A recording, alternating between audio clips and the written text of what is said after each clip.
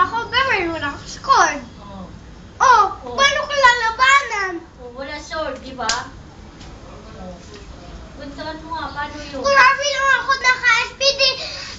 Yung nasa bahay ko, tuto ako kasi hindi naman ako naka-SPD. Hindi paano ko labanan? Oh. Paano naman yun? Ay, di si ano na lang kasama yung si Pusa.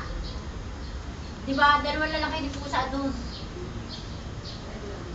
Dalawa na lang kami po sa tsaka aso. Hindi naman namin magpapatay. Wala po si Aso. At saka pwede ba laruin yung pusa?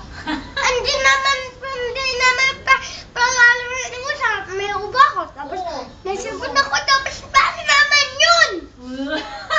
At saka di pwedeng pumasok doon sa house natin. Bawal sa may asma yun, sa may hika. Oo. May hika ako.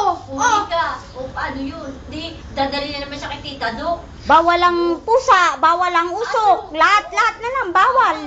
Lahat na ng aso, pusa, bawal sa akin. Lahat bawal. Oo. Kasi nga may hika. Oo. Kasi nga ako may hika.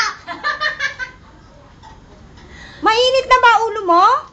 Nagkukwento lang, di ba? Ah, nagkikwento lang, nag-e-explain. Nagkukwento lang yan, oh. Nag-e-explain. Oh, bakit yun?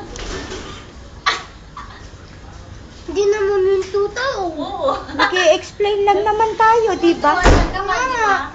Kwentuhan lang naman yun eh. Kwento ko lang naman yun. Ay, si ate, no?